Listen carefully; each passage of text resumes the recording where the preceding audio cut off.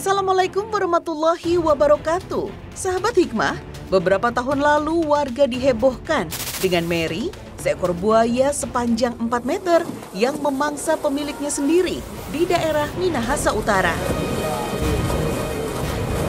Mary sudah dipelihara selama 18 tahun oleh Desi Tuwo pemiliknya. Jasad Desi ditemukan di parit halaman rumahnya dengan kondisi memprihatinkan. Buaya seberat 1 ton ini pun berhasil dievakuasi untuk dipindahkan ke penangkaran terdekat di Minahasa Utara. Di kota Waringin Barat, Kalimantan Tengah, 4 warga yang sedang memancing dikagetkan kemunculan seekor buaya muara. Buaya sepanjang 2 meter ini akhirnya berhasil ditangkap. Setelah ditangkap, warga menyerahkan buaya ini ke Balai Konservasi Sumber Daya Alam Pangkalan Bun, Kalimantan Tengah. Lalu mengapa buaya seringkali hadir di tengah-tengah masyarakat saat ini? Apakah Islam memperbolehkan kita memelihara hewan buas seperti buaya dan membiarkannya berkeliaran di rumah kita layaknya hewan jinak? Apakah dengan memberikan makan ikan, buaya akan kehilangan insting alaminya untuk berburu atau bahkan memakan manusia? Kita akan bahas selengkapnya hanya di Hikmah sesaat lagi.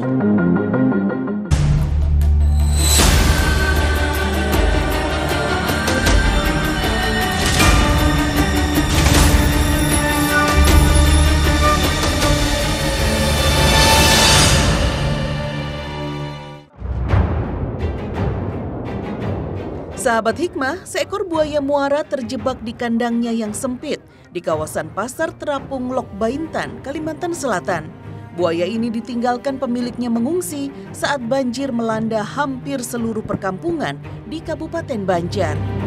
Khawatir buaya ini lepas berkeliaran di sungai dan bisa membahayakan, warga pun melaporkan kepada pihak berwajib. Proses evakuasi sendiri berjalan dramatis di tengah arus sungai dan banjir. Bersama kandangnya, buaya ini dipindahkan dengan perahu untuk dibawa ke kantor BKSDA di Banjarbaru. Di Kampung Sempur, Bogor, Jawa Barat, buaya bernama Kojek ini bahkan telah hidup berdampingan bersama satu keluarga selama lebih dari 20 tahun. Predator seberat 200 kg ini bahkan bebas berkeliaran di dalam rumah, mengikuti aktivitas para penghuni rumah. Saking dekatnya, Kojek juga kerap kali ngambek, menyasar pot rumah ketika tuan rumahnya pergi tanpa pamit.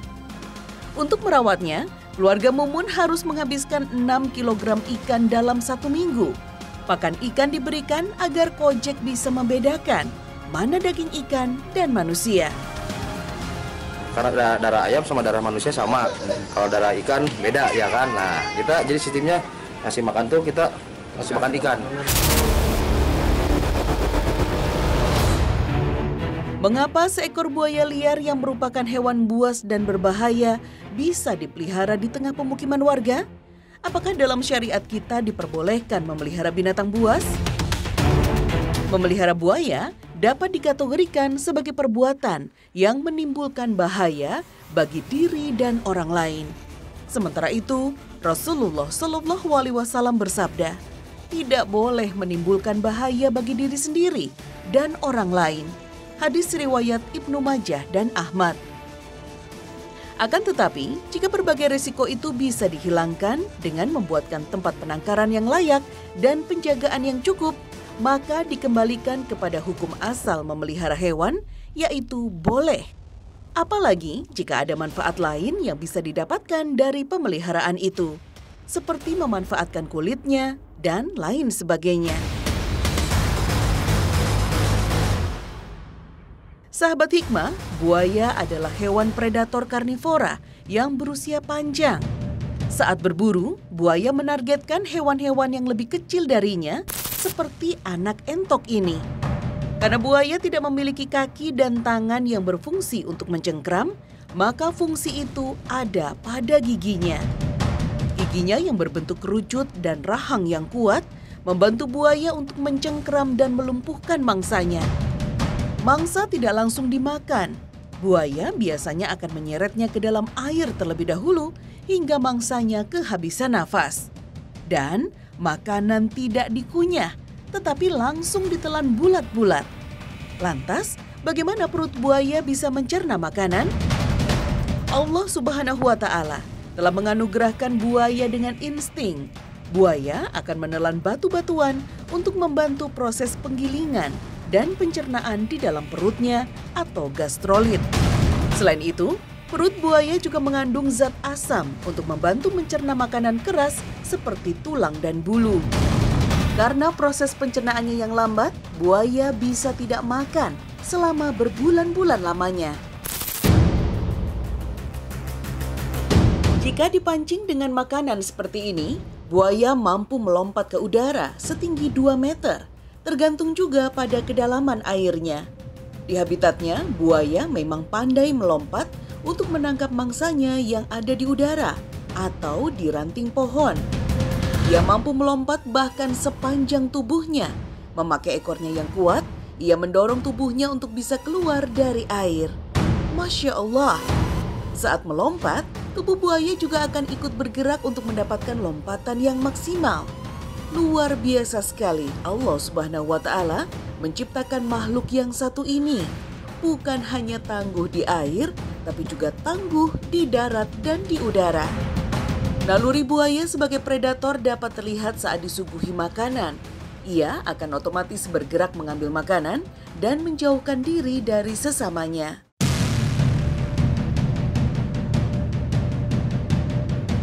Dan buaya yang terkuatlah yang akan mendapatkan paling banyak makanan. Hidung buaya juga terkenal sangat sensitif. Ia mampu mencium bau mangsanya meski dalam jarak yang jauh. Kita coba tes buaya yang sedang tidur ini. Kita lemparkan makanan di sebelahnya. Nah, meskipun tidur, hidungnya tetap sensitif mencium bau makanan.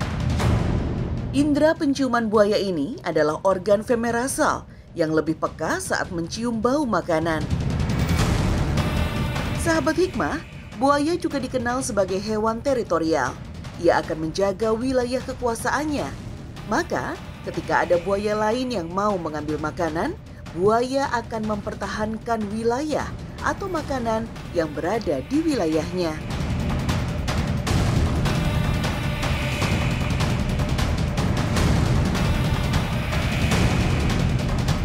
Sahabat hikmah, inilah baron, buaya sepanjang 6 meter yang terdapat di Wana Wisata Belanakan Subang.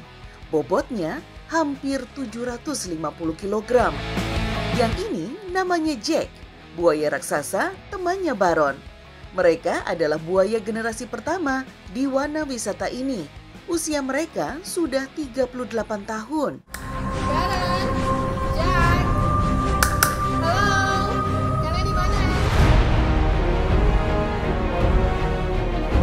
Panggilan suara dan percikan air penjaganya membuat kedua buaya ini datang. Ya, buaya adalah hewan yang juga bisa dilatih. Para peneliti telah membuktikan ketika otak buaya dipindai memakai pemindai MRI dan musik klasik, beberapa area otak buaya menjadi aktif. Ini menyerupai pola ketika mamalia dan burung mendengarkan musik. Maka, ketika bertahun-tahun mendengar suara penjaganya memanggil dan mendengar percikan suara air, maka kedua buaya ini merespon dengan sangat aktif. Buaya muara ini adalah jenis buaya terbesar dan terpanjang dibandingkan spesies buaya lainnya. Bahkan bisa tumbuh hingga 12 meter panjangnya. Meski banyak menghabiskan waktu di air, buaya suka sekali ke darat untuk berjemur dan membuka mulutnya. Tujuannya untuk menjaga suhu tubuhnya berkisar antara 30 hingga 32 derajat Celcius. Buaya adalah hewan berdarah dingin yang suhu tubuhnya menyesuaikan tempat tinggalnya. Jika sudah terlalu dingin, maka ia akan naik ke atas untuk menyesuaikan tubuhnya agar menjadi hangat. Ketika sudah hangat, maka ia akan kembali ke air untuk mencari tempat yang dingin. Nah, seperti manusia kan? Jika sudah berada di dalam air, buaya adalah perenang yang ulung. Desain ekor buaya diciptakan Allah Subhanahu wa Ta'ala seperti dayung. Saat berenang, buaya akan mengibaskan ekornya ke kiri dan ke kanan layaknya dayung. Sementara kaki belakangnya yang berselaput berfungsi seperti setir yang mengarahkan gerakan. Buaya muara juga terkenal sebagai penyelam yang ulung. Hewan yang bernafas dengan paru-paru ini punya refleks selam yang mengakibatkan syaraf tenang atau parasimpatikus. Saat menyelam dan dalam kondisi rileks, jantung buaya hanya berdetak sekali setiap 40 detik. Sehingga buaya bisa menyelam selama 1 jam tanpa masalah apapun. Buaya punya sensor yang sangat sensitif di hidungnya. Jika hidungnya mengenai pukulan benda, maka ia akan melarikan diri alias lari ketakutan. Tetapi jika kita bertemu buaya, jangan coba-coba memegang hidungnya ya. Lebih baik Anda segera menyelamatkan diri saja. Trik ini pula yang dilakukan seorang ibu di Zimbabwe, Afrika saat menyelamatkan anaknya yang berusia 3 tahun dari cengkraman buaya. Saat sedang memancing dan meninggalkan anaknya, sang ibu mendengar teriakan. Lantas ia pun langsung menuju ke tempat anaknya dan melihat si anak sedang diseret buaya. Sang ibu lantas menutup hidung buaya itu dan si buaya pun melepaskan anaknya. Ya, meskipun terkenal ganas, buaya pun Allah ciptakan dengan kelemahan. Kelemahan inilah yang dapat dimanfaatkan mangsanya untuk melepaskan diri. Dan ternyata buaya juga punya insting menjaga anak-anaknya. Meski hewan buas, buaya sangat menjaga kelangsungan hidup anak-anaknya. Buaya biasa menyimpan anak-anaknya bahkan di dalam mulutnya agar terhindar dari ancaman hewan predator lainnya. Induk buaya akan menjaga terus anak-anaknya hingga berusia 1 tahun. Setelah lewat tahun, anak-anak buaya sudah dianggap mampu untuk hidup mandiri. Sahabat hikmah, dalam Islam, seseorang boleh membunuh binatang berbahaya untuk melindungi dirinya. Lalu bagaimana jika binatang buas itu tidak dalam posisi mengancam manusia? Bolehkah kita memburu dan membunuhnya? Dalam syariat Islam memang ada hewan-hewan yang diperintahkan untuk dibunuh. Hewan-hewan itu disebutkan oleh Nabi Shallallahu Alaihi Wasallam dalam sabdanya. 5 jenis hewan yang seluruhnya fasik boleh dibunuh di tanah suci: burung gagak, burung elang, kalajengking, tikus, dan binatang buas. Hadis riwayat Bukhari dan Muslim.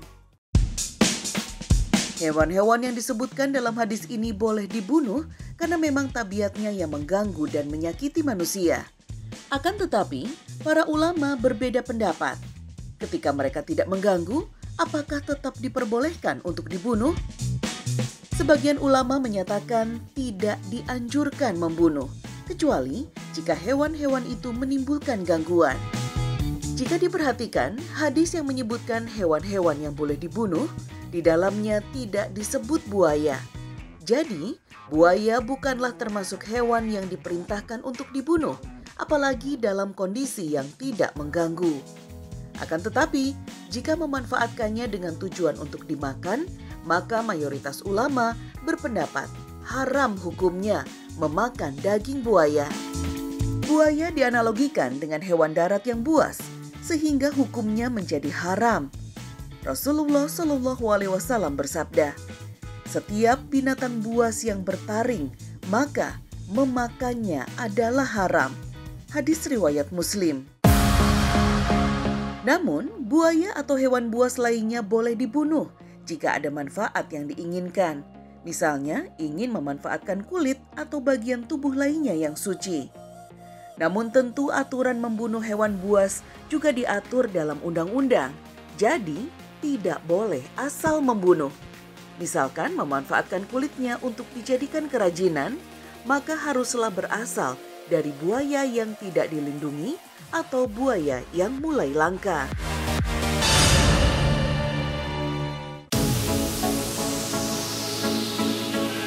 Assalamualaikum sahabat hikmah, adakah yang sudah tahu hewan apakah ini? Iya, sugar glider. Sugar glider dan tupai terbang adalah 2 hewan yang berbeda loh. Tupai terbang adalah hewan pengerat, sedangkan sugar glider termasuk hewan marsupial, yaitu hewan berkantung seperti kanguru. Tapi marsupial ini nggak kalah dengan si tupai terbang loh, sangat handal saat meluncur di udara. Jarak lompatannya bisa sejauh 2 meteran. Sugar glider juga diberikan Allah Subhanahu wa Ta'ala kelebihan pada kaki dan tangannya. Kaki dan tangan hewan ini punya membran patagion yang memudahkannya melompat jauh dari batang pohon. Sahabat hikmah, setelah tadi kita membahas tentang memelihara buaya, maka memelihara hewan seperti sugar glider jauh lebih aman dan sedikit mudaratnya. Hukum memelihara hewan dalam Islam diperbolehkan selama hal itu memenuhi syarat. Paling tidak, dalam Islam, memelihara hewan harus memenuhi 4 syarat. Di antaranya, pertama, hewan yang dipelihara bukanlah hewan najis, seperti anjing dan babi. Memelihara hewan peliharaan yang najis tidak diperbolehkan karena termasuk memanfaatkan najis yang telah dilarang oleh agama. Kaidah fikih menetapkan tidak boleh memanfaatkan najis secara mutlak, kecuali ada tuntunan syariat yang membolehkan. Misalnya, memelihara anjing untuk menjaga ternak atau berburu. Nabi Muhammad SAW bersabda, "Barang siapa memelihara anjing, kecuali anjing untuk menjaga ternak atau berburu, akan berkurang pahala amalnya setiap hari sebanyak 1 kirot." Hadis riwayat Muslim. Nah, karena sugar glider tidak termasuk hewan najis, maka boleh-boleh saja memeliharanya ya sahabat hikmah. Sekali-sekali boleh juga diajak lomba panjat tali seperti ini.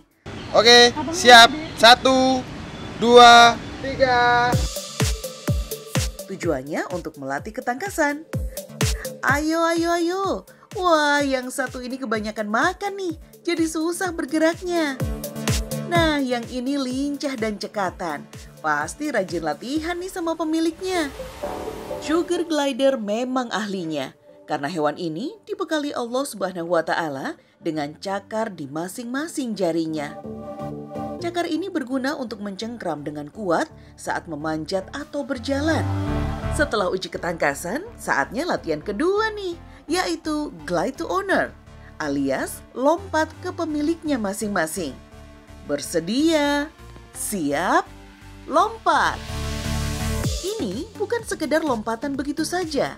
Antara sugar glider dan pemiliknya harus punya ikatan yang kuat. Masya Allah, unik sekali ciptaan Allah yang satu ini ya sahabat. Sudah lucu, pintar melompat, bisa terbang di udara lagi. Pantas saja banyak yang suka memeliharanya. Syarat kedua untuk bisa memelihara hewan adalah wajib memberi makan dan minum yang cukup. Seperti si sugar glider ini, yang merupakan hewan omnivora atau pemakan segala. Maka diberi makan bubur bayi pun boleh-boleh saja tuh. Nah, lahap sekali kan makannya? Ayo jangan lupa baca bismillah dulu ya. Memelihara hewan tanpa diberi makan dan minum hukumnya haram.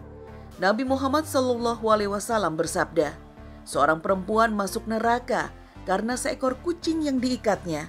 Perempuan itu tidak memberinya makan dan tidak membiarkannya lepas agar bisa memakan binatang-binatang bumi. Hadis riwayat Bukhari dan Muslim.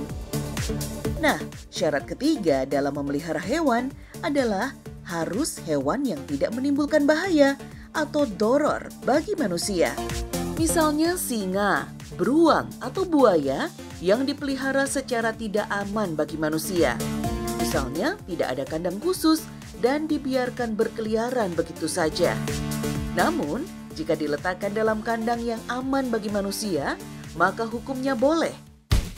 Seperti yang disampaikan dalam hadis sebelumnya, Nabi Muhammad SAW bersabda, tidak boleh menimbulkan bahaya bagi diri sendiri atau bahaya bagi orang lain dalam Islam. Syarat yang keempat, hewan yang dipelihara tidak menjadi sarana untuk perbuatan yang haram. Misalnya, memelihara ayam jantan atau jago untuk judi. Sebab, kaidah fikih menyebutkan segala sarana yang haram, hukumnya adalah haram. Nah, sugar glider ini memenuhi keempat syarat tadi ya sahabat hikmah. Maka memilih-milih hewan peliharaan tentu sangat dianjurkan agar terhindar dari perbuatan yang merugikan atau bahkan berakibat dosa jika kita tidak merawat hewan itu dengan baik.